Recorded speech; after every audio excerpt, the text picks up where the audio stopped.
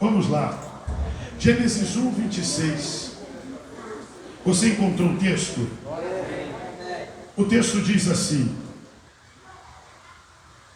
e disse Deus: façamos o homem à nossa imagem, conforme a nossa semelhança, e domine sobre os peixes do mar, e sobre as aves dos céus, e sobre o gado, e sobre toda a terra, e sobre todo réptil que se move sobre a terra. E criou Deus o homem, à sua imagem, a imagem de Deus o criou. Repita comigo: macho e fêmea os criou.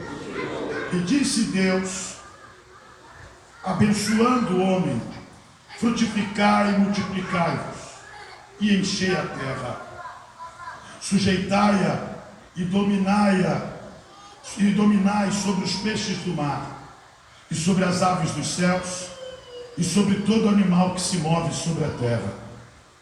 E disse Deus: eis que vos tenho dado toda a erva que dá semente, e que está sobre a face de toda a terra, e toda árvore em que há fruto de árvore que dá semente, ser-vos-á para mantimento. E todo animal da terra, e todas as aves dos céus, e todo réptil da terra, em que há alma vivente, toda a erva verde, e será para mantimento. E assim foi. E viu Deus tudo quanto tinha feito, e eis que era muito bom. E foi a tarde e amanhã o dia sexto. Curve a sua cabeça.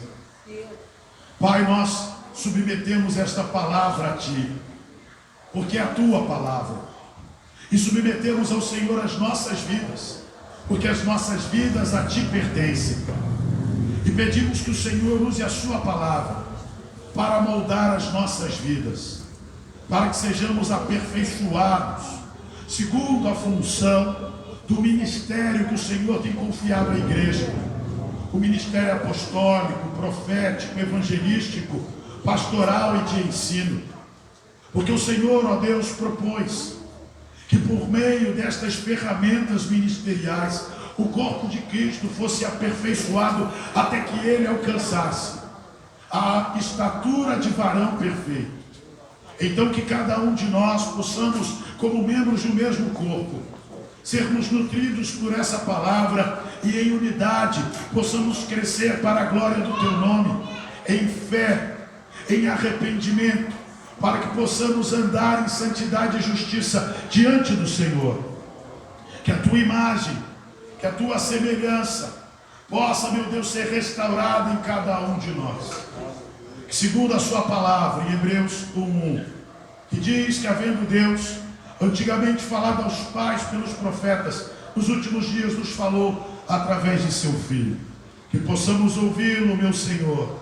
Que o Senhor tenha liberdade aqui para nos ministrar. Que neste momento toda dispersão, desatenção seja agora, Pai, contida pelo poder do Seu Espírito Santo. O Senhor repreenda todo tipo de estratégia de Satanás para roubar as sementes que serão semeadas em Teu nome aqui. Que cada coração seja terra fértil. Que o Senhor possa estabelecer a Tua vontade em nossas vidas. Assim oramos em nome de Jesus. Diga amém. Se assente, por favor.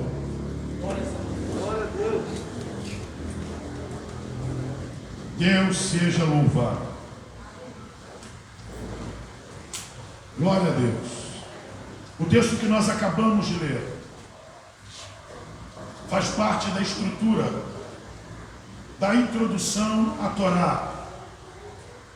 O livro de Gênesis, no original, é chamado de Bereshit, que quer dizer em princípio. E neste livro tão importante, o nosso Deus tem o cuidado de nos dar o conhecimento acerca das origens, a respeito de como cada coisa foi criada. Quais são as certezas que a palavra de Deus nos dá? A primeira delas é de que o nosso Deus transcende a existência de todas as coisas. O que isso quer dizer? Antes que houvesse céus, antes que houvesse terra, ele já existia. E porque ele é eterno, porque ele não está preso ao tempo e ao espaço, porque ele é todo poderoso e pela sua vontade criou todas as coisas. Nós admitimos e reconhecemos a soberania de Deus sobre toda a criação. Mas é importante ressaltar que sobre todas as coisas que Deus criou, e é importante destacar que o nosso Deus criou todas as coisas no espaço de 6 dias. E ao final do 6º dia, ele estabelece sobre a terra a coroa de sua criação, o homem. E o interessante é que o processo de criação do homem se destaca em relação à obra de toda a criação por um detalhe. Todas as coisas que Deus criou, ele chamou à existência. Deus disse: haja luz, haja separação entre as águas, haja porção seca, haja erva verde, hajam aves nos céus, hajam peixes sobre os mares, hajam répteis, hajam quadrúpedes. Mas quando Deus determina criar o homem, Deus não dá um comando e traz o homem à existência. Deus entra em concílio. E por que nós dizemos que Deus entrou em concílio? Porque nós cremos na Santíssima Trindade. E a Bíblia nos apresenta Deus como Elohim. E Elohim é a forma plural da expressão Elohá. Assim nós compreendemos que quando invocamos Elohim, nós não estamos invocando apenas o Pai, mas o Pai, o Filho e o Espírito Santo. Amém? E na obra da criação, o nosso Deus disse, dentro dessa perspectiva harmônica que se trata da Trindade, de quem o apóstolo João fez menção em 1 João 5,7, dizendo que são 3 os que testificam no céu: o Pai, a Palavra e o Espírito Santo. E o texto diz que esses 3 são um.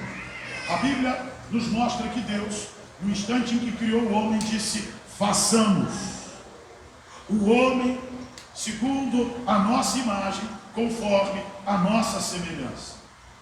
Então nós vemos que Deus desejou criar para si um ser que fosse a expressão de sua própria imagem, a expressão de sua própria semelhança. Um ser que fosse um reflexo de sua grandeza, soberania, a expressão do seu poder. E a Bíblia mostra que Deus desejou estabelecer esse ser sobre toda a criação, e como você viu no texto, Deus deu ao homem domínio, deu ao homem autoridade, deu ao homem governo sobre tudo que Deus criou, estabelecendo o homem numa posição de autoridade sobre a terra, que ele chamou à existência pela palavra do seu poder. Então preste atenção, porque a terra foi criada para atender a um anseio divino, manifestar toda a sua obra criativa através da materialização da sua vontade. Amém? Amém. Então veja que toda a vontade de Deus materializada foi confiada a um ser capaz de reproduzir a imagem e a semelhança de Deus. A questão é que nós precisamos compreender o significado da imagem, o significado da semelhança. A imagem aponta para aspecto exterior. Amém? Fala a respeito da capacidade humana de comunicar-se com o meio ambiente. E quando eu digo aqui meio ambiente, tendo em vista que o homem foi criado para ser um ser eterno, o meio ambiente com que o homem se comunicava não se limitava ao universo da terra. O homem também se comunicava com a eternidade. Amém? Então entenda como imagem, não um estereótipo físico, mas a compreensão de que através destas características, o homem seria capaz de se relacionar com o meio ambiente por meio de canais sensoriais. O homem tem olhos, visão, porque Deus vê.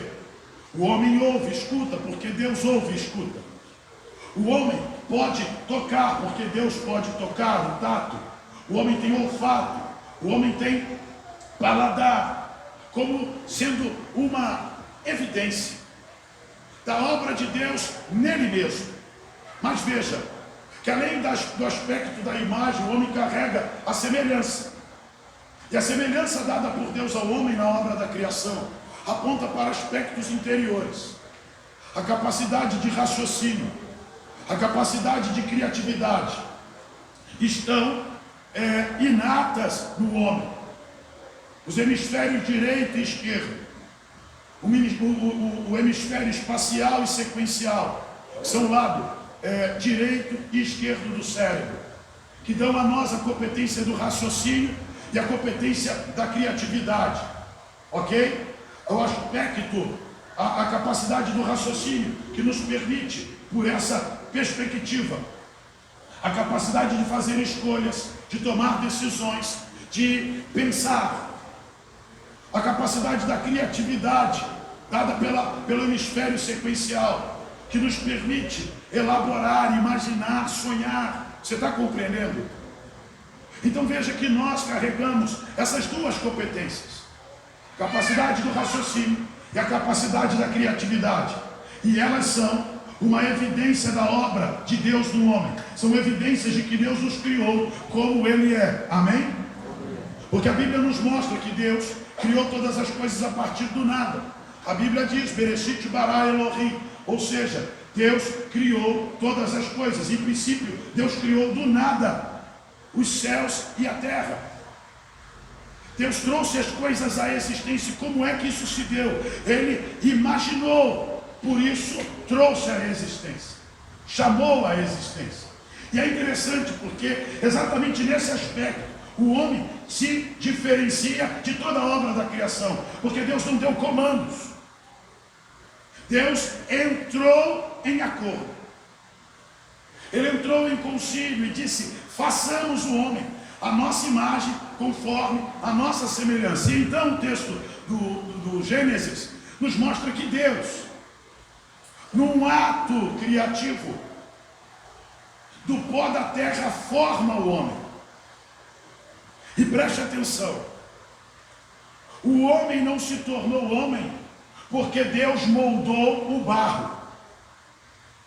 O homem se tornou homem porque Deus introduziu o homem no barro. Porque a Bíblia diz que Deus soprou. Soprou o quê? Soprou o que Ele criou. E eu preciso que você compreenda que, diferente de toda a obra da criação que foi trazida à existência, eu e você fomos criados dentro de Deus. Ele nos criou aonde? Nele. E nos introduziu aonde? No barro.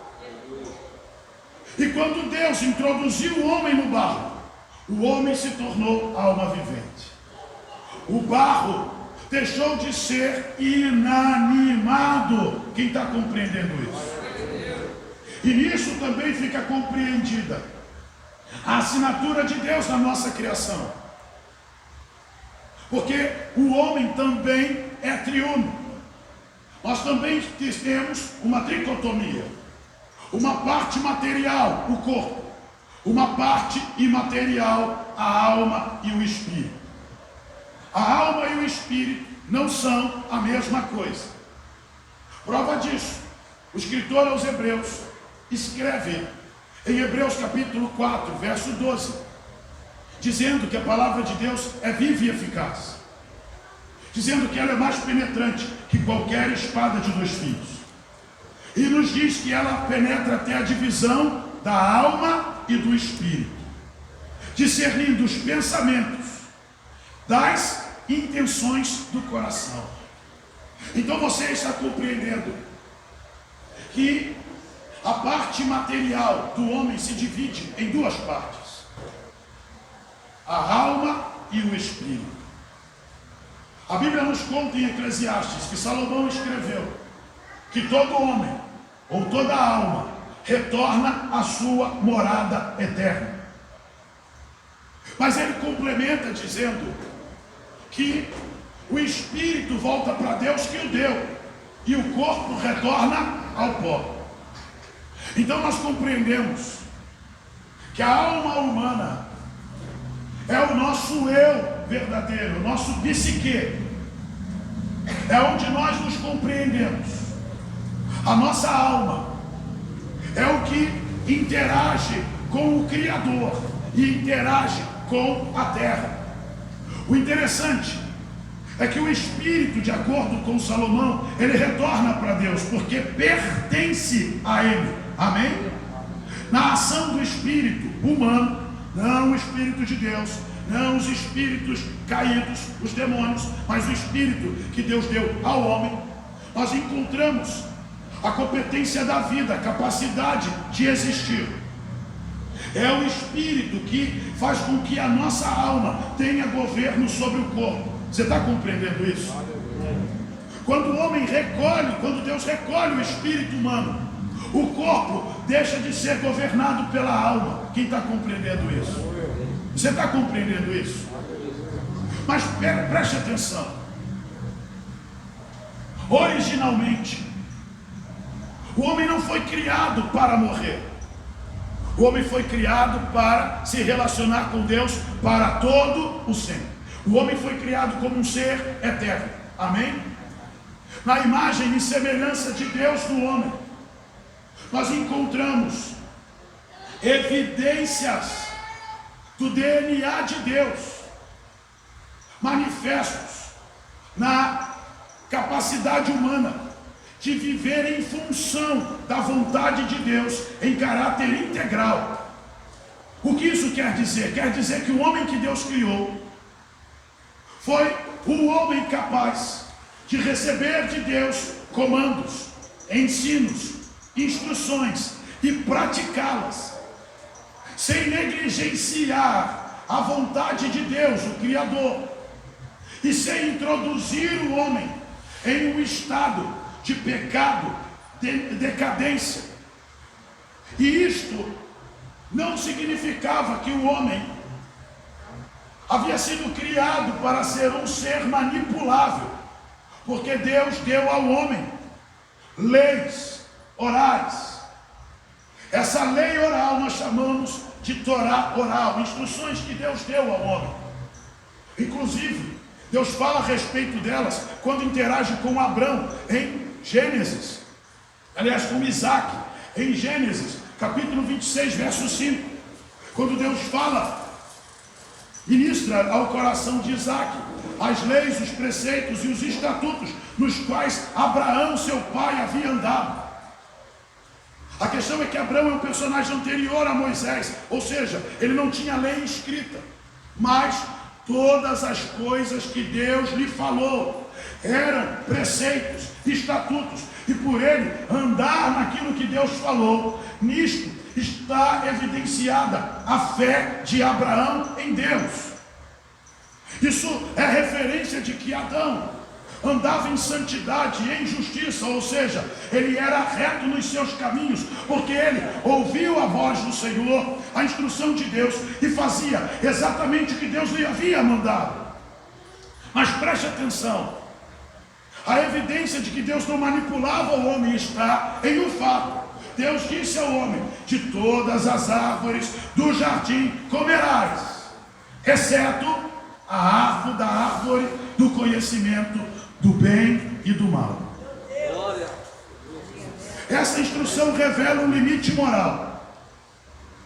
Essa instrução mostra que Deus deu ao homem a competência de escolher, de decidir, e que andar no centro da vontade de Deus não era resultado de uma indução divina, mas resultado de uma revelação divina. Porque Deus se revela ao homem na criação do próprio homem. O primeiro ser com quem Adão se relacionou foi Deus. Todos os dias, na viração do dia, Adão encontrava com Deus. Quem ensinou Adão a interagir com o meio ambiente, envolvendo os animais, a natureza de uma forma geral, foi Deus. E apesar dessa revelação progressiva, em momento nenhum, Deus manienta Adão para que ele não pudesse tomar decisões. Pelo contrário, Deus confia no seu relacionamento, Deus confia na sua revelação, Deus confia no seu amor manifesto, Deus confia na intimidade com o homem, para levar o homem a fazer a opção por não usar a sua capacidade de decisão. E eu quero que você entenda o mistério. Apesar de Deus haver criado o homem com a competência da decisão, a vontade de Deus passava pela perspectiva de que o homem não fizesse uso dessa capacidade, dessa competência. Porque a submissão à vontade de Deus nos supre em tudo quanto nós precisamos. Enquanto Adão esteve debaixo da vontade de Deus, ele foi santo. Enquanto ele esteve debaixo da vontade de Deus, ele foi reto. Enquanto ele esteve debaixo da vontade de Deus, ele teve comunhão com o Criador. Enquanto ele esteve debaixo da comunhão e da vontade de Deus, ele teve governo sobre a obra da criação, ele teve autoridade.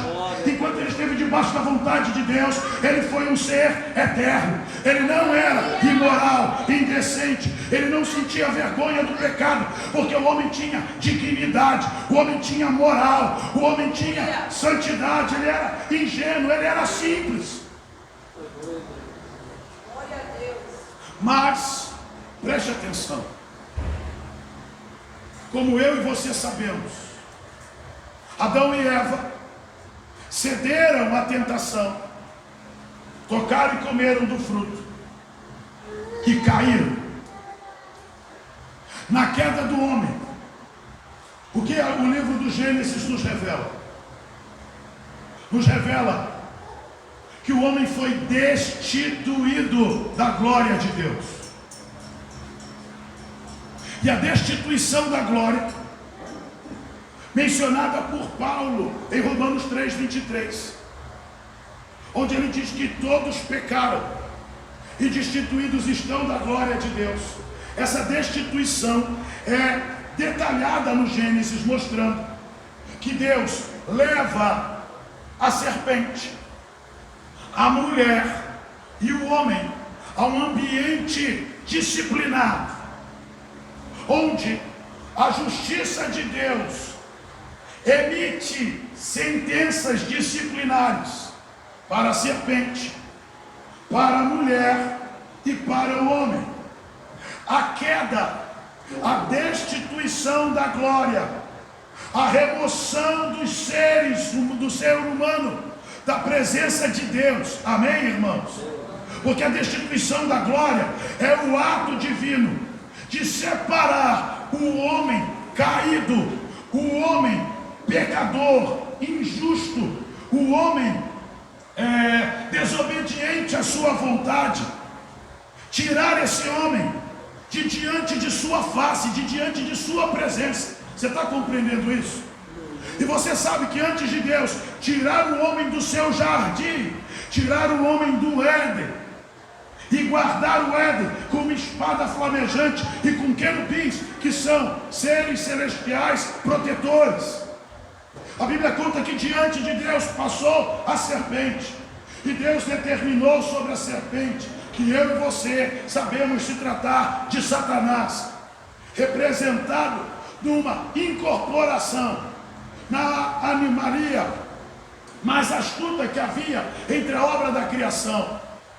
E por isso a serpente se transformou, símbolo de maldição, símbolo de pecado. A Bíblia conta que Deus disse à serpente na sua sentença, de que ela rastejaria sobre o seu ventre, de que a serpente comeria do pó da terra. Você está acompanhando aí? Deus disse à mulher que o desejo dela seria para o marido, que ela daria à luz com dores de parto. Deus disse para o homem que o homem é pó, e ao pó ele tornaria, e que por se tornar ao pó, e que além de tornar ao pó, o homem comeria do suor do seu rosto. Mas eu quero me ater à ação tornar ao pó, para que você possa compreender o cenário no qual nós estamos inseridos. Porque Deus apanhou o pó da terra, formou um boneco e assoprou o homem nele. Amém? Amém. Isso quer dizer que o pó deixou de ser terra e foi transformado em uma substância, em um tecido diferente da terra. Amém, irmãos?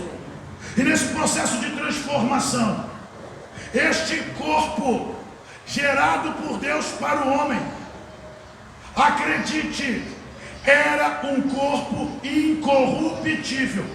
Porque utilizando a teologia reversa, nós encontramos o apóstolo Paulo declarando que os crentes que serão arrebatados, os mortos ressuscitarão e os que estiverem vivos serão transformados. Ou seja, a essência corruptível, que não poderá entrar no céu, ganhará uma nova forma. E que forma é essa? Uma forma incorruptível.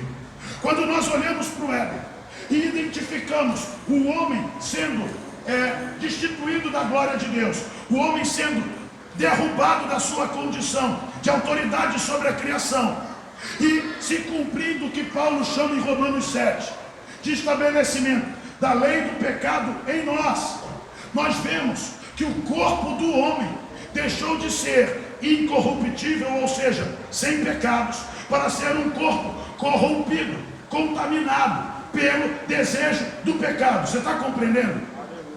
Então, quando o homem deixa de ser pó para se tornar homem, Deus dá ao homem a sua imagem e semelhança. E Deus é como? Deus é santo. Amém? Então Deus criou para o homem um corpo santo. Mas quando Deus disse ao homem: tu és pó e ao pó tornarás. Perceba, esse corpo santo que Deus deu ao homem perde a característica de santidade, porque no corpo santo não havia expectativa de morte. Quem está compreendendo, diga amém. Mas no homem caído, que voltou ao pó, há expectativa de morte. O homem deixa de ser um ser eterno para ser um ser temporal. Você está compreendendo? Então olhe nos olhos do Senhor e diga: o homem era um ser incorruptível, santo, mas voltou a ser pó, corruptível, perecível. Amém? Se você compreendeu isso, você acabou de compreender o que Paulo diz em Romanos 5,14. Paulo em Romanos 5,14 diz que pela transgressão de um homem entrou o pecado no mundo, e porque o pecado entrou no mundo, passou a todos os homens. Então o processo da morte, do qual Paulo diz que porque o pecado passou a todos, todos morreram, se deu por intermédio de um só ser humano. Adão pecou, e ele tinha, quando pecou, um corpo santo. Porque ele pecou, o seu corpo santo se tornou um corpo corruptível. O seu corpo celeste ganhou aspectos de um corpo terrestre. Quem está compreendendo isso? E porque ele se tornou terrestre, todos os homens que ele gerou foram homens terrestres. Paulo em 1 Coríntios 15 diz que tal como terrestres são os terrestres, porque nenhum homem terrestre pode gerar filhos celestes. Você está acompanhando isso? Então observe que por causa do pecado, a imagem e a semelhança de Deus foi corrompida. A Bíblia diz que Jesus é o Verbo. A Bíblia diz que no princípio era o Verbo. O Verbo estava com Deus. O Verbo era Deus. Diz que ele estava no princípio com Deus. E sem ele, nada do que foi feito se fez, nem o homem. Verso 4. Diz que nele, em Jesus, estava a vida. E a vida era a luz dos homens. Repita comigo: a vida era a luz dos homens. Pega essa, pastor Ramon. Quando o homem pecou, a morte entrou no homem. Ou seja, o homem perdeu a vida. Quem está compreendendo? E porque o homem perdeu a vida, deixou de ter a luz.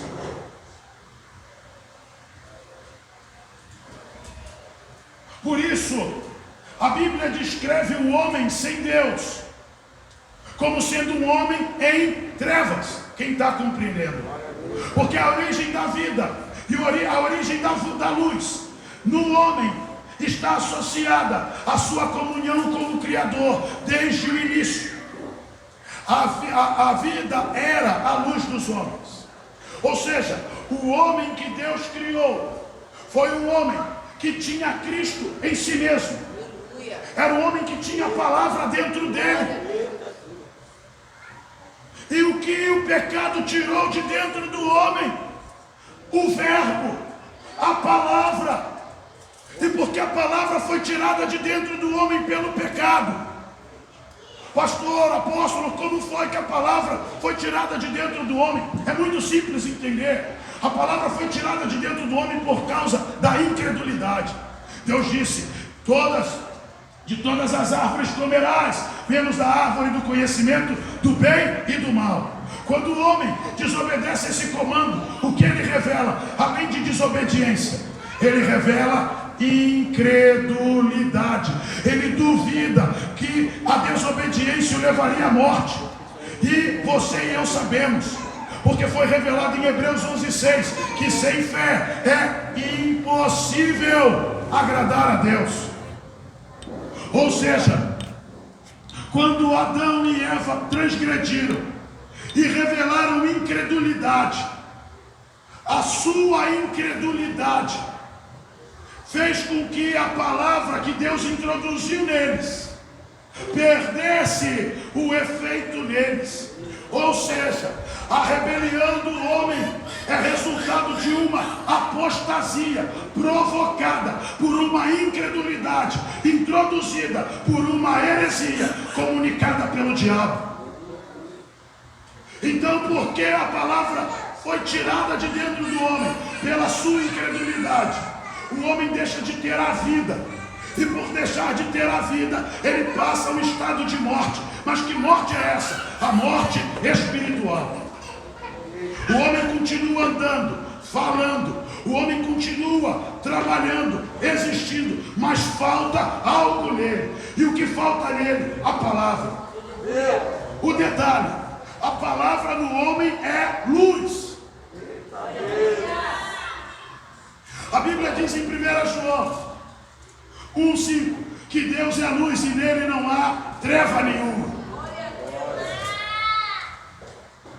O texto continua dizendo que se nós dizemos que andamos na luz e não fazemos a sua vontade, mentimos.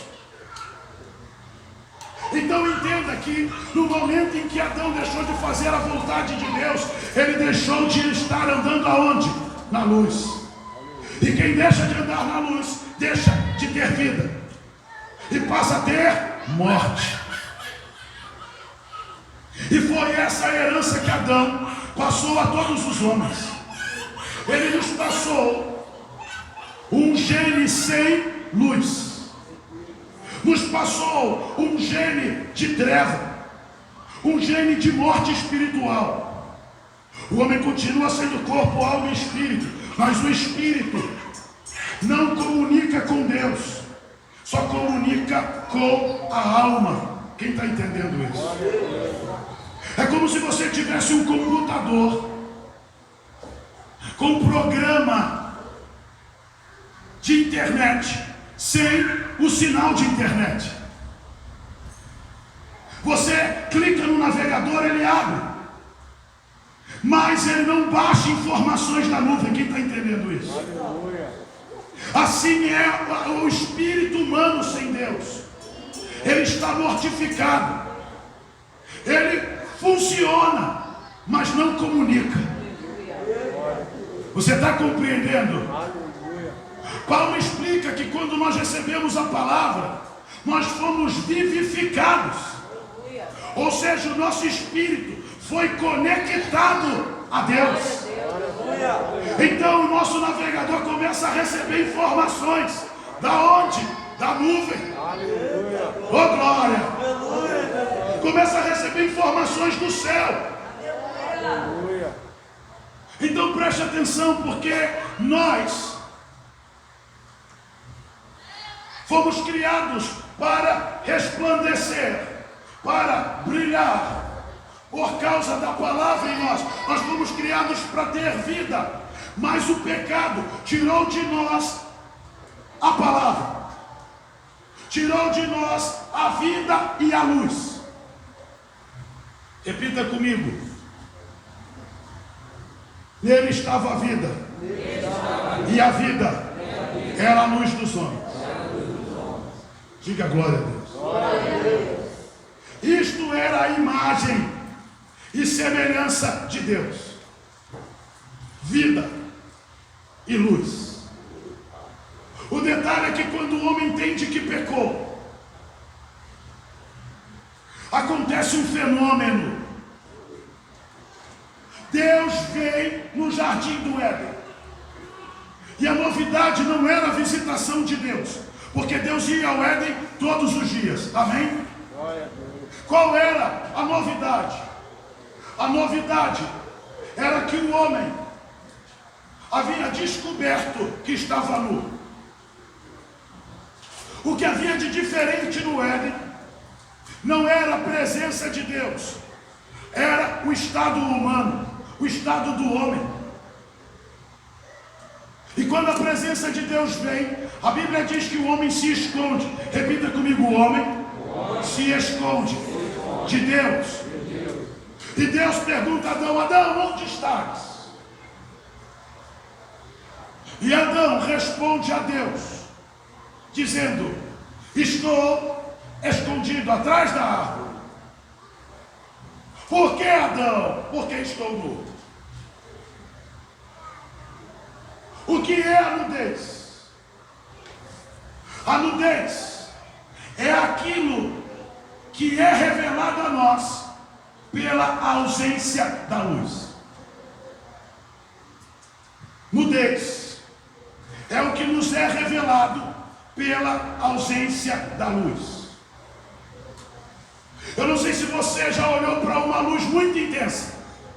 Quem já tentou olhar contra o sol na sua força? O sol no seu momento mais intenso. Você olha para o sol e você não consegue enxergar além da luz. Quem está compreendendo isso? Então, o que nós acreditamos que aconteceu? Eu acredito que o homem, por causa do pecado, apagou. E quando o homem apagou, ele começou a ver coisas que ele não via em si mesmo. Deus interage com o bem e o mal e não se corrompe. Mas o homem interage com o bem e o mal e se corrompe. Eu deixo te contar algumas coisas sobre experiências com Deus. A Bíblia diz que Moisés teve uma experiência com Deus. A Bíblia mostra que Deus o chamou à tenda da congregação. E lá ele teve contato com a glória. Quando ele teve contato com a glória, ele sai da tenda com seu rosto resplandecente. E é necessário que ele encobrisse o rosto com um véu, para que o brilho da glória nele não afetasse os filhos de Israel. A Bíblia nos mostra que no Monte da Transfiguração, Jesus, na forma humana, leva Pedro, Tiago e João com ele. E lá, Jesus se transfigura, ou seja, ele revela a luz que há nele. E quando ele revela a luz que há nele, a Bíblia diz que as suas vestes se tornam resplandecentes. E o texto diz que o seu rosto brilha como o sol. É a mesma visão que João tem de Cristo em Apocalipse capítulo 1, onde a Bíblia diz que o seu rosto brilha como o sol na sua força. O detalhe é que Paulo, ao falar sobre o que nós seremos em 1 Coríntios 15, ele diz que tal como o Senhor é, nós seremos. Ou seja, quando ocorrer o arrebatamento e nós formos transformados como Ele é, seremos. Como Cristo brilha, brilharemos. Porque em nós será revelado o que Ele trabalhou para que fosse restaurado em nós. E o que Ele trabalhou para restaurar em nós? A vida e a luz. Se você apanhar a sua Bíblia em 1 João capítulo 5, verso 10, você vai ver que o testemunho de Deus é verdadeiro. E no que consiste o testemunho de Deus? A Bíblia diz que aquele que tem o Filho tem a vida, mas quem não tem o Filho não tem a vida. João Batista, em João 3,35, diz que aquele que tem o Filho de Deus verá a vida. Ou seja, não há a menor possibilidade de alguém alcançar a vida eterna que foi tirada do homem por causa do pecado, a não ser por Jesus. João 14,6 diz: eu sou o caminho, a verdade e o quê? A vida. Ninguém vem ao Pai a não ser por mim. O segredo é este: é que na vida está a luz.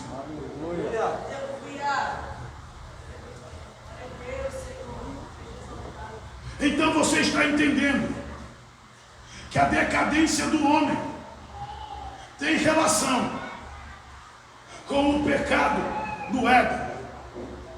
O homem deixou de ser um ser vivo espiritualmente, um ser iluminado, para ser um ser morto e tenebroso.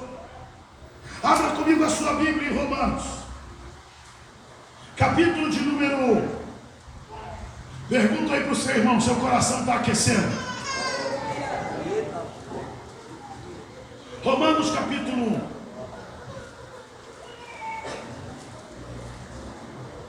Verso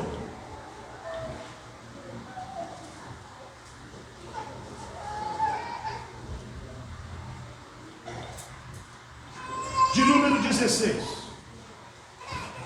O texto diz: porque não me envergonho do Evangelho de Cristo, pois é o poder de Deus para a salvação de todo aquele que nele crê, primeiro do judeu e também do grego. Você está acompanhando aí? Porque nele, ou seja, no Evangelho, se descobre a justiça de Deus de fé em fé, como está escrito: mas o justo viverá pela fé. Porque do céu, verso 18, se manifesta a ira de Deus sobre toda impiedade e injustiça dos homens, que detêm a verdade de Deus em injustiça. Paulo está dizendo que o evangelho que ele prega, para ele é motivo de orgulho. Há pouco tempo nós falamos sobre isso aqui. Ele se orgulhou no fato de pregar uma mensagem que revela a justiça de Deus, revela o caráter de Deus, revela a vontade de Deus para os homens, revela a bondade de Deus, o amor de Deus, revela a longanimidade de Deus, mas também a justiça. E entenda que a justiça de Deus é um atributo que contém o atributo da ira. E a ira de Deus é símbolo da indignação de Deus contra o pecado. A ira não quer dizer que Deus possua um mau humor, mas a ira é evidência de que nenhuma impiedade ou injustiça, atos de desobediência, ficarão impunes diante de Deus. E o texto está nos mostrando que a ira de Deus se manifesta a partir do céu. Ou seja, a ira não é resultado de uma atitude humana. A ira tem origem no próprio Deus. E eu quero que você entenda que a ira de Deus não é um reflexo de maldade, porque em Deus não há mal. A ira de Deus é uma manifestação da sua justiça, porque nele não há admissão do erro. E o texto mostra que a ira de Deus se manifesta por quê? Porque os homens detêm a verdade de Deus em injustiça. Os homens consideram as coisas que Deus determinou como princípios morais e espirituais como sendo decisões divinas, injustas contra o homem. Porque o homem quer viver segundo os seus desejos, segundo os seus deleites, segundo a sua própria vontade. O homem quer viver a partir da compreensão de sua existência terrena. Mas deixa eu te chamar a atenção, nós não temos a nossa essência nas coisas da terra. Nós temos um corpo terrestre, mas a nossa essência é celeste. Glória a Deus. Porque o nosso corpo foi feito do pó, e como foi dito, o pó se transformou em um corpo santo, incorruptível. Mas quem corrompeu o corpo que Deus deu ao homem não foi Deus, foi o homem. E o corpo que agora temos é um corpo caído, um corpo pecaminoso, um corpo com pecados, um corpo com a lei do pecado. E nós não podemos ignorar que a verdade de Deus revelada tem como objetivo nos levar de um estado de queda para um estado de honra. No estado de queda, trevas e morte. No estado de honra, vida e luz. Então, se você está compreendendo, você vai compreender que a maioria dos homens não vive hoje para satisfazer o Criador, vive para satisfazer a criatura. A maioria dos homens não vive para andar em santidade e justiça, mas para andar em impiedade e injustiça. Entenda como impiedade, atos de infidelidade contra Deus. A expressão ímpio quer dizer infiel, e toda impiedade aponta para pecados contra o Criador. A injustiça, atos pecaminosos contra Deus e os homens. E sabe o que acontece? A maioria dos homens está entregue às próprias paixões, andando em impureza, andando em pecados, como prostituição, como lascívia, como iras, contendas, glutonarias, bebedices, contendas, como Paulo descreve acerca das obras da carne, que estão manifestas. Ou seja, estão conhecidas aonde? Na nossa natureza, no nosso comportamento. Então você vai compreender que esse comportamento pecaminoso mostra que o homem abdica do conhecimento de Deus para se desvanecer, muito obrigado, para se desvanecer no seu coração insensato. Ou seja, o interior do homem se corrompe e faz com que o homem viva para si mesmo e não para Deus. Então observe carinhosamente o texto de Romanos 1, verso de número 20. Porque as suas coisas invisíveis, desde a criação do mundo, tanto o seu eterno poder como a sua divindade, se entendem, claramente se veem pelas coisas que estão criadas, para que elas fiquem inexcusáveis. Porquanto, tendo conhecido a Deus, não o glorificaram como Deus, nem lhe deram graças, antes, em seus discursos, se desvaneceram, se anularam, e o seu coração insensato se obscureceu.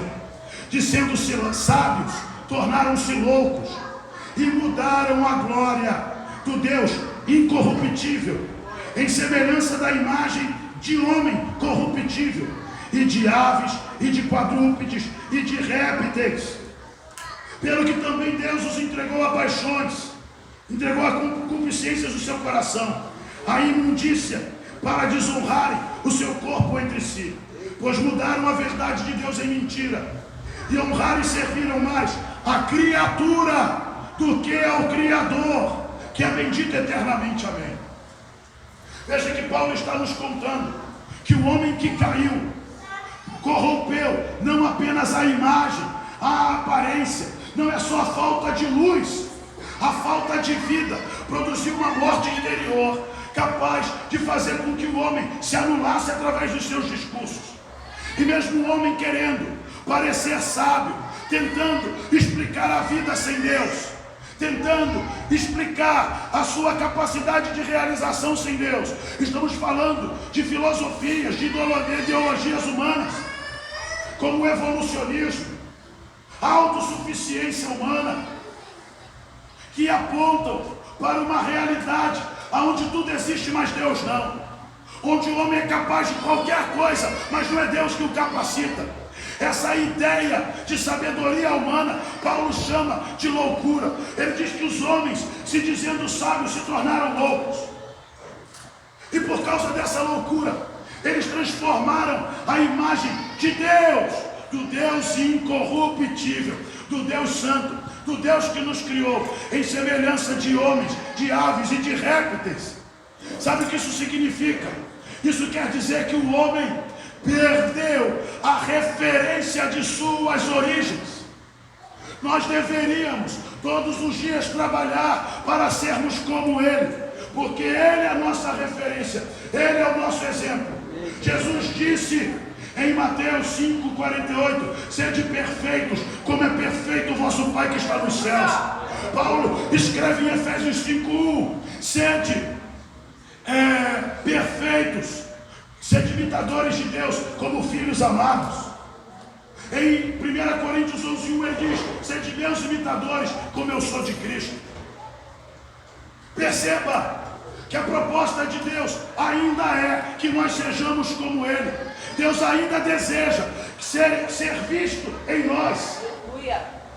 Como a Bíblia mostra que Jesus declarou quando os discípulos lhe disseram: mestre, mostra-nos o Pai.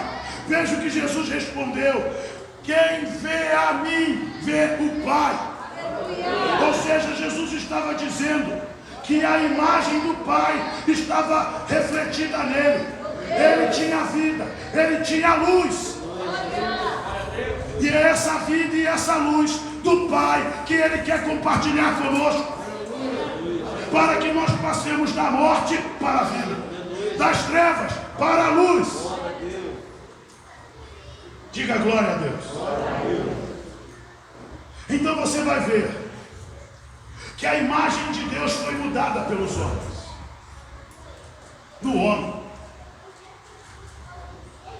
E a Bíblia mostra que Deus criou o homem à sua imagem e semelhança em Gênesis 1, 26 e 27. Mas abra sua Bíblia em Gênesis 5, 2.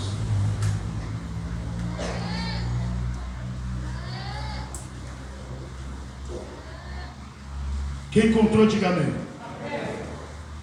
Gênesis, capítulo 5, verso 2. O verso 1 diz: este é o livro das gerações de Adão. No dia em que Deus criou o homem, a semelhança de Deus o fez, macho e fêmea hoje, e os abençoou e chamou o seu nome como? No dia em que foram criados. Deus criou o homem macho e fêmea. e os cria à sua semelhança. E no dia em que Deus criou o homem, Deus criou macho e fêmea e o chamou de Adão. Ou seja, Deus olhava o homem e a mulher e via um só. Amém? É o mistério da criação. Mas olha o verso 3. O verso 3 diz que Adão viveu 130 anos. E criou um filho, à sua imagem. Adão viveu 130 anos e gerou um filho à sua semelhança, conforme a sua imagem. E chamou seu nome como? Sete. Como você sabe, Sete é o terceiro filho homem de Adão. Repita comigo, terceiro filho homem. Quando Sete nasce, Caim já matou Abel. Adão já está fora do Éden. Nos versos 1 e 2 de Gênesis 5, o texto mostra que Deus o criou à imagem e semelhança de Deus. Mas no verso 3, a Bíblia diz que Sete não foi criado à imagem e semelhança de Deus. Ele foi criado à imagem e semelhança de Adão. Sete é criado à imagem e semelhança do seu pai. Ele é criado à imagem e semelhança do caído, do terreno. Você está compreendendo isso? Então, abra comigo a sua Bíblia em Romanos 5.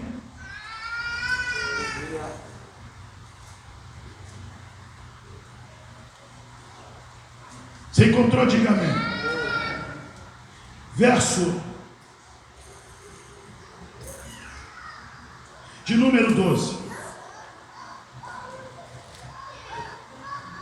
Pelo que, como por um homem entrou o pecado no mundo, e pelo pecado a morte, repita comigo, o pecado entrou no mundo, e pelo pecado a morte, diga, todos pecaram, e destituídos estão da glória de Deus.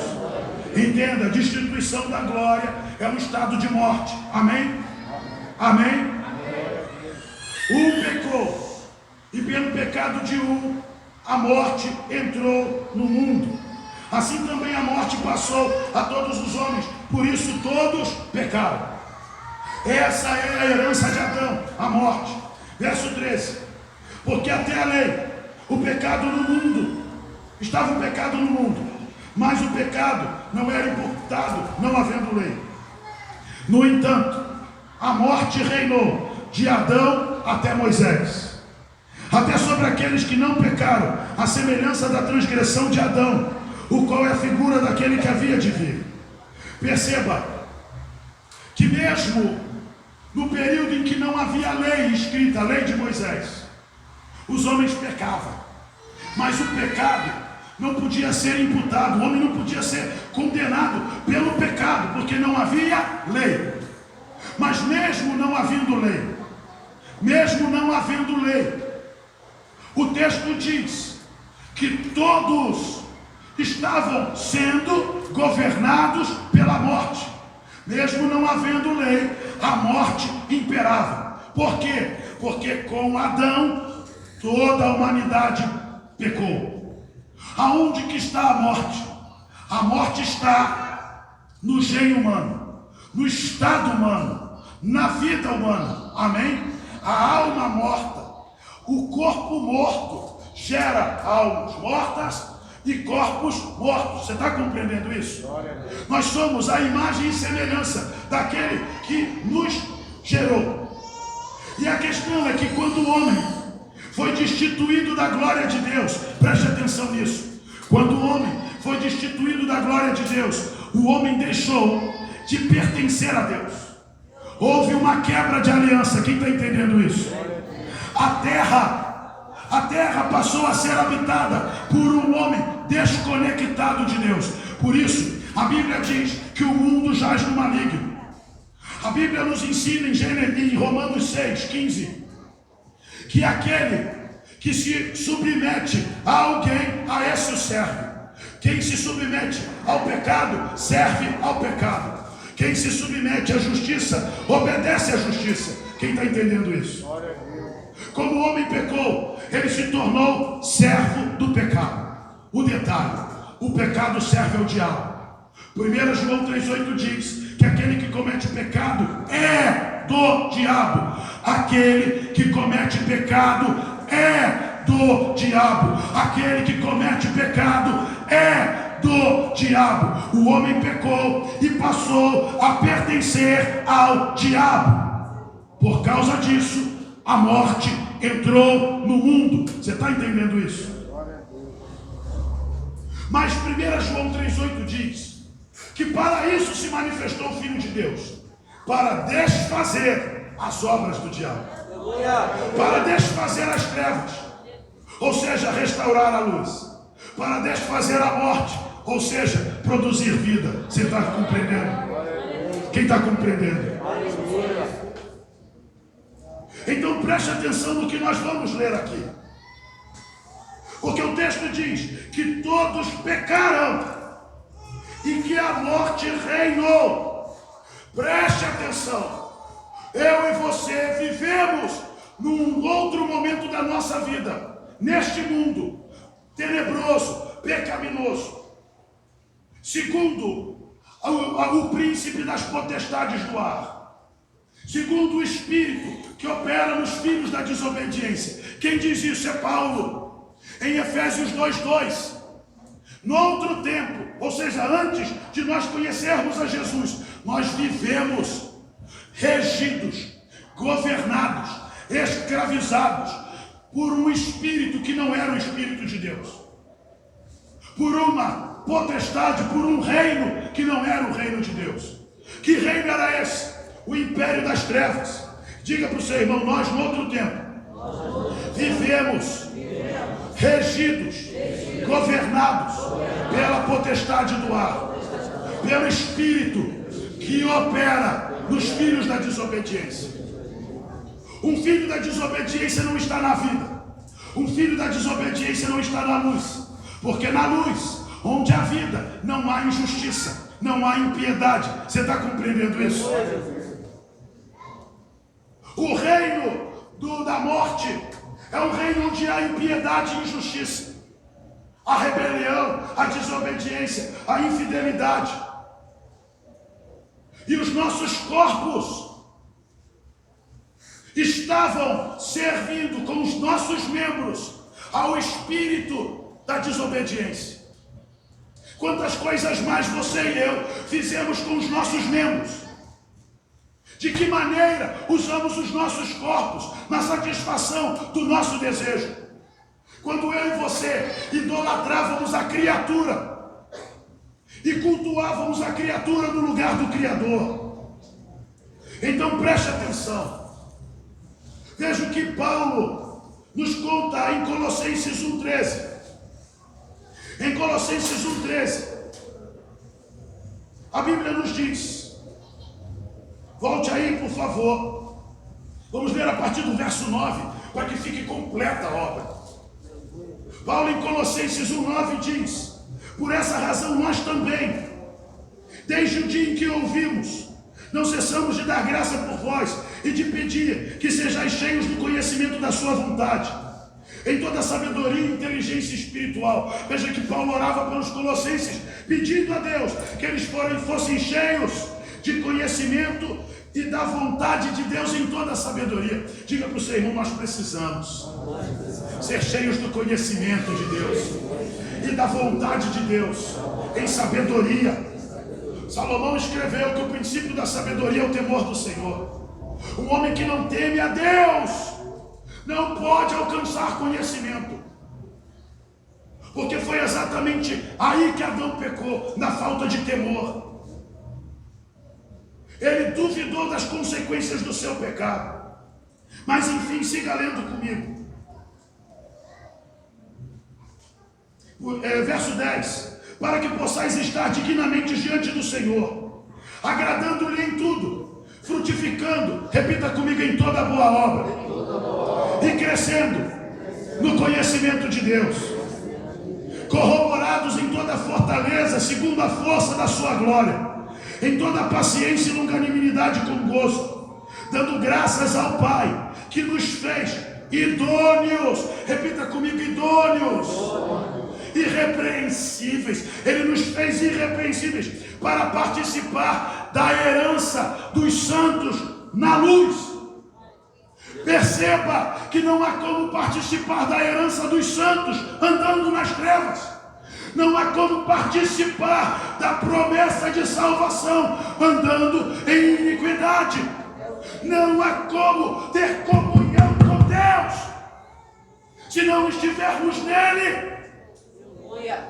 Então veja que para eu e você participarmos dessa herança, ele nos revelou conhecimento, nos revelou a sua vontade, porque o conhecimento de Deus se perdeu pelo pecado, a vontade de Deus se perdeu pelo pecado, a comunhão com Deus se perdeu pelo pecado, mas Jesus veio para restaurar todas essas coisas. Mas para isso acontecer, primeiro, ele precisava nos transformar em homens e mulheres dignos, idôneos, santos, justos. Mas essa justiça, essa santidade, essa idoneidade não é possível sem ele, porque nele estava a vida. Aleluia, Jesus. E a vida era a luz dos homens. Então ele quer que você e eu participemos da herança da luz. Verso 12. Ele, dando graças ao Pai, que nos fez idôneos para participar da herança dos santos na luz. Verso 13. Ele nos tirou das trevas. Glória a Deus. Preste atenção. Nós estávamos nas trevas. E o que Jesus fez? Verso 13. Ele nos tirou das trevas e nos transportou para o reino do Filho do seu amor, em quem temos a redenção pelo seu sangue, a saber, preste atenção, como é que a luz é restaurada. Verso 14. Pela redenção no seu sangue, a saber, a remissão dos pecados. A remissão dos pecados. Nos transportou para o reino do seu Filho. Verso 15. O qual é, quem é Jesus? É a imagem do Deus invisível. Quem é Jesus? Repita comigo, é a imagem do Deus invisível. Digo, primogênito de toda a criação. Porque nele foram criadas todas as coisas que há nos céus e na terra, visíveis e invisíveis, sejam tronos, sejam dominações, sejam principados, sejam potestades, tudo foi criado por ele e para ele. E ele é antes de todas as coisas, e todas as coisas subsistem por ele. Ele é o cabeça do corpo da igreja, é o princípio e o primogênito dentre os mortos, para que em tudo tenha preeminência, porque foi do agrado do Pai, que nele toda a plenitude habitasse.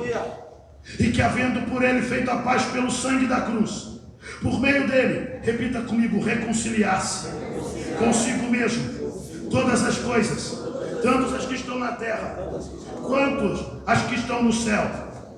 A vós também, que no outro tempo erais estranhos e inimigos no entendimento, pelas vossas obras mais, agora contudo vos reconciliou no corpo da sua carne, pela morte, para perante ele vos apresentar santos, irrepreensíveis e inculpáveis, se na verdade permaneceis fundados e firmes na fé, e não vos moverdes da esperança do Evangelho, que tendes ouvido, o qual foi pregado a toda a criatura que há debaixo do céu, do qual eu, Paulo, estou feito ministro.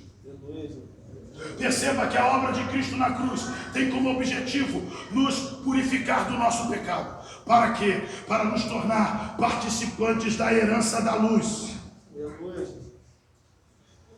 Amado irmão, tudo que nós estamos ouvindo aqui mostra para nós algo especial. A imagem e semelhança de Deus foi comprometida por causa do pecado. Você está compreendendo isso? Aleluia. O comprometimento da imagem e da semelhança de Deus trouxe consequências: a treva e a morte. Nós fomos desconectados de Deus Mas por meio de Jesus, o Pai deseja reconciliar o homem com Ele. Só que para isso acontecer, nós precisamos do seu sangue. O seu sangue nos limpa e purifica de todo o pecado e nos torna novas criaturas. Meu Deus, aleluia! Porque a Bíblia conta em João 1,13 um mistério. O homem pode nascer 2 vezes. Em João 1,12 diz: porque a todos quantos receberam Jesus como Filho de Deus, a estes foi dado o poder de também serem chamados filhos de Deus, os quais não nasceram da vontade da carne e do sangue do varão. Quem nasce da vontade da carne e do sangue do varão é o homem terreno, o homem que nós éramos antes de conhecer a Cristo. Mas João me diz que nós nascemos segundo a vontade de Deus. E quem nasce da vontade de Deus não é temporal, é eterno. João diz na primeira carta, capítulo 2, verso 15, que tudo que é no mundo, a concupiscência da carne, a concupiscência dos olhos, a soberba da vida, não é do Pai, mas do mundo. E diz que o mundo passa com as suas concupiscências, mas ele conclui dizendo: mas o que faz a vontade de Deus permanece para sempre. Quem nasce da vontade de Deus não dura um tempo. Quem nasce da vontade de Deus dura até quando? Para sempre. Diga para sempre. Diga para sempre. Diga para o seu irmão: você, enquanto for um homem segundo a vontade da carne, estará debaixo da maldição, das trevas e da morte. Mas diga para o seu irmão: Jesus se manifestou para desfazer as obras do diabo, para reconciliar com Deus todas as coisas que estão no céu, mas também na terra. Diga aí: nós todos, através do seu sangue. Diga glória a Deus. Então veja que o texto revelou que nele é revelada a imagem do Pai. Diga glória a Deus. Paulo disse algo tremendo para Timóteo. Ele disse para Timóteo: Timóteo, eu já não vivo mais, mas é Cristo que vive em mim. Quando Paulo diz que é Cristo que vive nele, ele está dizendo: eu já morri para o mundo. Agora, em mim não existe mais a imagem do velho homem, só existe a imagem do novo. Quem é o velho? Adão, o primeiro Adão. Quem é o novo? O novo Adão, Jesus Cristo. Antes da conversão, em nós havia a imagem do primeiro Adão, o que caiu. Mas depois da conversão, existe em nós a imagem do novo Adão, o que ressuscitou ao terceiro dia, o que venceu o pecado, o que venceu a morte, o que venceu o inferno. Por isso ele é o primogênito dentre os mortos. Colossenses 3, para nós encerrarmos. Verso 1. Portanto,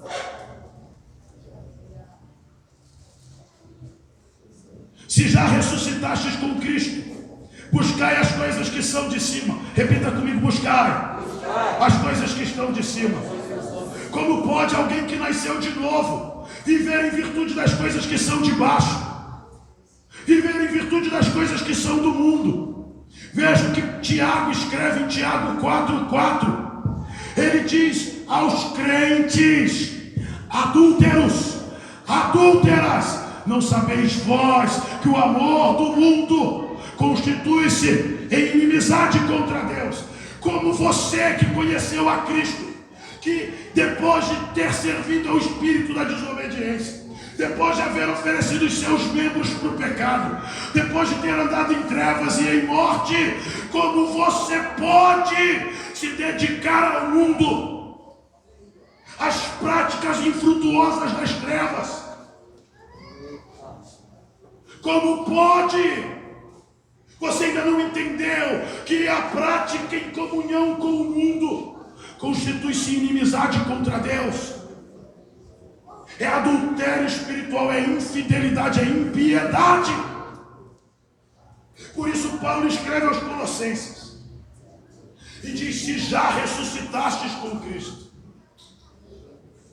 Ou seja, se você nasceu de novo, Se você está firme na esperança de vida eterna, buscai as coisas que são de cima, onde Cristo está assentado à destra de Deus. Paulo escreve aos Efésios no capítulo 1:3, dizendo: bendito Deus e Pai de nosso Senhor e Salvador Jesus Cristo, que nos abençoou com toda a sorte de bênção espiritual nos lugares celestiais em Cristo. Que lugar é esse? É a destra de Deus. A destra de Deus é uma região espiritual onde Jesus está assentado acima de todo principado, potestade, dominação e nome que se nomeia não apenas nesse século, mas também no vindouro. E porque Ele está nessa posição, Ele tem poder para nos transportar das trevas para a sua maravilhosa luz. Porque ninguém liberta um escravo se não for mais forte, mais poderoso que o escravizador. Entenda que Jesus nos transportou, nos deu uma nova vida e nós ressuscitamos com Ele. Mas se ressuscitamos, devemos pensar, buscar as coisas que estão em cima. O que é que eu devo buscar? As coisas que estão em Cristo. Diga para o seu irmão: busque as coisas que estão à destra de Deus, as coisas que estão em cima. Amém? Qual o seu alvo? As coisas de cima. Qual é a sua meta? As coisas de cima. Mas alguns seguem se esforçando em se distrair com coisas de baixo. E porque se distraem com as coisas de baixo, são negligentes com a vida espiritual, negligentes com o ministério, negligentes com o reino de Deus. Mas ele segue dizendo: pensai nas coisas que são de cima e não nas que são da terra. Diga para o seu irmão: você era terreno, agora você é celestial. Tal qual o terreno são os terrenos, tal qual os celestiais. Você já não é mais um homem morto em pecado, você é alguém vivificado no Espírito. Porque o primeiro Adão era a alma vivente, uma alma que vive. Mas o segundo Adão é espírito vivificante. Ele não apenas tem vida, mas vivifica tudo que toca. Diga para o seu irmão: Jesus vai tocar você. Diga: quando Ele te tocar, você vai pensar nas coisas de cima. Você vai buscar as coisas de cima. Hoje eu nem vou perguntar para Alexandre o que ele pensa do homem que não busca as coisas de cima. O que ele pensa do homem que não busca, que não pensa nas coisas que são do alto. Viu, Alexandre? Eu vou te poupar hoje. Mas preste atenção. Paulo está falando de algo muito sério. Por que ele manda buscar as coisas de cima? Por que ele manda pensar nas coisas de cima? Verso 3. Porque já estáis mortos e a vossa vida está escondida com Cristo em Deus. Apóstolo, por que eu devo pensar nas coisas de cima e buscar as coisas que são de cima? Repita comigo: eu. Diga: eu já estou morto. Morto como? Morto para o mundo. Antes nós estávamos mortos para Deus. Não há como viver para Deus e para o mundo ao mesmo tempo. Adão escolheu viver para si mesmo, então ele morreu para Deus. Mas em Cristo nós temos a opção de voltar a viver para Deus. Só que para viver para Deus nós temos que morrer para o mundo. Diga para o seu irmão: não há como ser híbrido. Ou você é espiritual, ou você é terreno. O espiritual tem vida e luz, o terreno anda em morte e trevas. Você está compreendendo isso? Você está compreendendo isso? Então preste atenção, porque ele segue dizendo que a nossa vida está escondida em Cristo. Quando Cristo, que é a nossa vida, repita comigo: Cristo. Meu Deus. Diga: quando Cristo, que é a nossa vida, se manifestar, também vós vos manifestareis com Ele em glória. Cristo é a nossa vida. Amém? No princípio Nele estava a vida e a vida era a luz dos homens, mas o homem pecou e passou a viver em trevas. Mas agora, Cristo, Jesus Cristo, o Verbo, voltou a ser a nossa vida. Porque Ele é o Verbo, porque nós o recebemos. A palavra de Deus voltou a habitar em nós, voltou a se manifestar em nós. Esse é o ano, irmãos, dessa revelação, ano da manifestação da palavra de Deus em nós e do compromisso firmado na eternidade de renunciar o pecado. Porque Cristo é a nossa vida. Leia o verso 4. Quando Cristo, que, repita comigo, que é a nossa vida. Ele não era quando nós estávamos em pecado. Não era quando nós não estávamos em comunhão. Não era quando nós não havíamos aceitado a palavra. Mas hoje, eu e você estamos em Cristo. Amém? Romanos 8:1. Portanto, agora, nenhuma condenação há para aqueles que estão em Cristo Jesus. Então nós podemos dizer, quando Cristo, que é a nossa vida, se manifestar, quando Ele vier, nós também nos manifestaremos com Ele em glória. Quando Ele vier gloriosamente, quando Ele vier cheio de vida, cheio de brilho, cheio de luz, nós viremos com Ele. Porque a Bíblia diz em Apocalipse 19, que a igreja subirá para viver as bodas do Cordeiro, mas descerá como um exército na sua vida, na sua manifestação. Quando Cristo, que é a nossa vida, se manifestar, nós nos manifestaremos também com Ele. Verso 5. Mortificai, pois, os vossos membros que estão sobre a terra. Quais são os membros que estão sobre a terra? O corpo. O corpo que antes servia o pecado, agora serve a Deus. Isso por quê? Porque o nosso interior foi vivificado.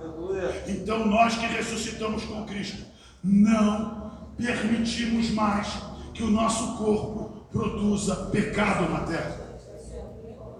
Nós não permitimos que o nosso corpo manifeste as obras das trevas, manifeste as obras da carne. Então o que ele diz? Mortificai, pois, os vossos membros que estão sobre a terra.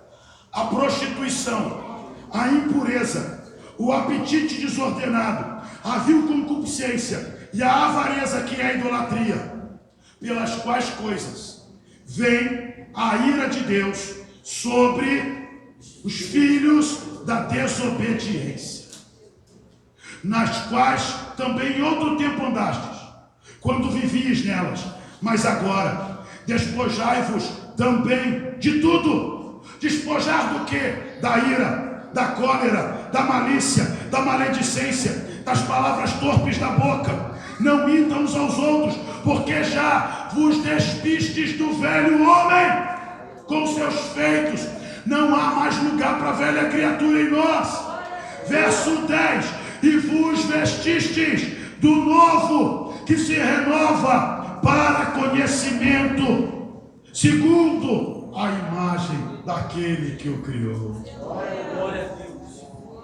Ou seja, através do conhecimento de Deus, nós que perdemos a imagem de Deus em Cristo, quando nos despojamos do velho homem, quando abrimos mão da ira, da cólera, da idolatria, da prostituição, da impureza, quando nós nos despojamos do velho homem e nos vestimos do novo, que se renova pelo conhecimento da palavra. Glória a Deus. Veja o que ele diz no verso 10. Segundo a imagem daquele que nos criou. Ou seja, nós voltamos a reproduzir, voltamos a manifestar a imagem do Criador. Diga para o seu irmão, Jesus deseja restaurar a imagem do Pai em nós. Ele quer que nós vivamos segundo a imagem daquele que nos criou. E isso só acontece quando participamos da herança da luz.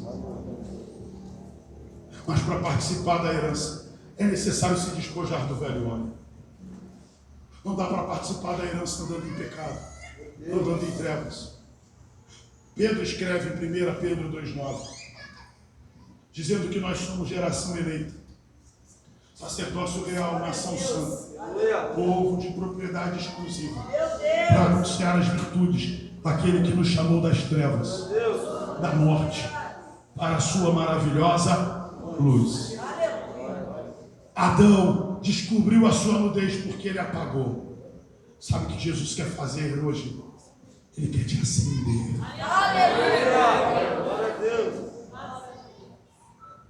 Diga para o seu irmão, começa a brilhar. Começa a resplandecer. Como é que isso se dá? Primeiro você se converte de verdade, se arrepende do seu pecado, se rende diante dele, se despoja do velho homem. Verso 11. Quando nos revestimos do novo homem, que se renova pelo conhecimento segundo a imagem de Deus que o criou, onde não há grego nem judeu, circuncisão nem circuncisão, bárbaro, cita, servo ou livre, mas Cristo é tudo em todos.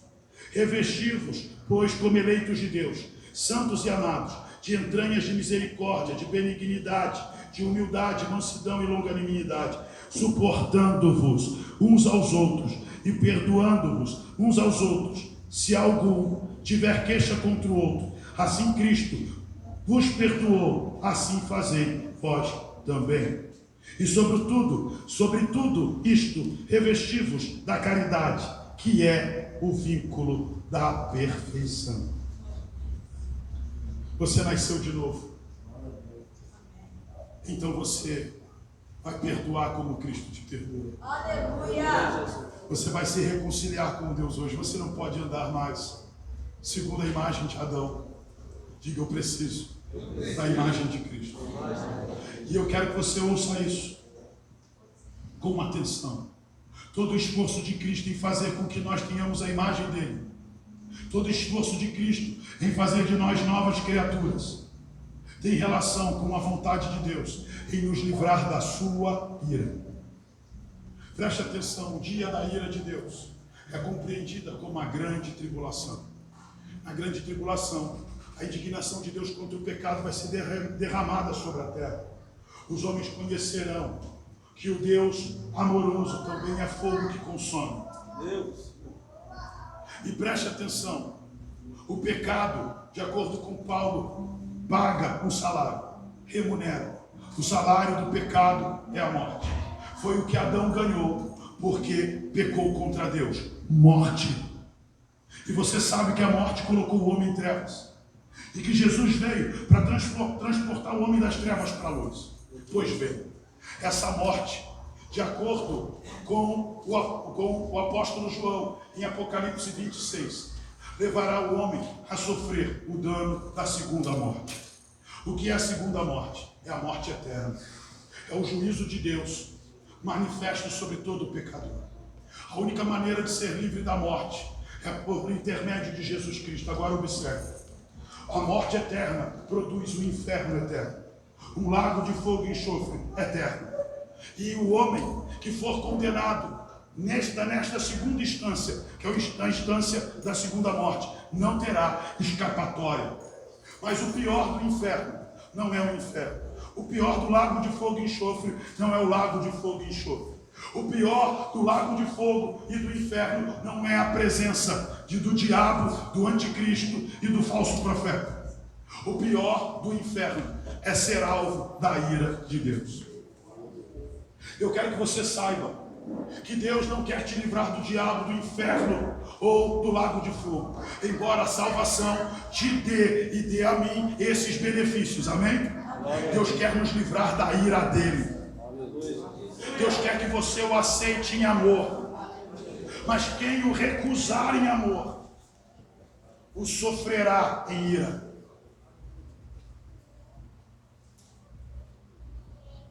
Ezequiel e Ezequiel 18 afirma e reafirma que terrível coisa é cair na mão do Deus vivo. E alguns andam como se Deus nunca fosse reagir ao pecado. Mas Deus uma hora, reagirá à mentira se você não se arrepender. Uma hora ele reagirá à tua violência doméstica se você não se arrepender. Uma hora ele se manifestará contra o aborto que você fez escondido, pensando que ninguém ia saber. Uma hora a ira de Deus se manifestará contra o adultério, contra a fornicação. Então ouça com atenção. A única maneira de escapar da ira de Deus é por meio da confissão de pecados. Aleluia! Então preste atenção. Aqui você não vai ser poupado dessa notícia. O inferno é real. O lago de fogo e enxofre é real. A condenação eterna é real. Eu não vou pregar para você o evangelho sem inferno, porque o evangelho anuncia o inferno. Mas ouça, o pior não é o inferno, é a ira de Deus. Então preste atenção nisso. Deus quer te poupar da sua ira. Mas para te poupar da ira, você precisa passar das trevas para a luz. E Jesus está aqui hoje. Ele está aqui hoje para te reconciliar com Deus. Olha, existe uma herança na luz. Mas para participar dela, você precisa ser iluminado. Porque em trevas, a luz revela a nossa vergonha. Mas na luz, a nossa vergonha é encoberta pela luz. É isso que o perdão faz. O perdão nos limpa. Glória a Deus! Você já imagina aí uma peça de ouro, sabe, refinado. Aí você pega essa peça de ouro refinado e banha de lama. Depois que você banhar de lama, você volta ela contra a luz. O que vai acontecer? Nada. A sujeira a impede de resplandecer. É o que o pecado fez com o homem. Mas quando Jesus vem com seu sangue e nos limpa, nos purifica, nos santifica, nos justifica, o brilho da glória de Deus vem sobre nós e nós resplandecemos. Foi por isso que ele disse aos discípulos: sede sal da terra, mas também luz. Para que haja luz, tem que haver vida. Quem tem o filho tem a vida. Quem não tem o filho não tem a vida. Apóstolo, como eu faço para saber se eu tenho filho ou não? João, o seu evangelho nos ensina que Jesus discipulou os discípulos dizendo: aquele que tem os meus mandamentos e os guarda, esse é o que me ama, e eu também o amarei e me manifestarei a ele. Jesus quer se manifestar hoje. Ele quer se revelar hoje para você. Mas para que ele se revele, você primeiro precisa nascer da vontade de Deus. Você pode dizer amém? Se coloque de pé.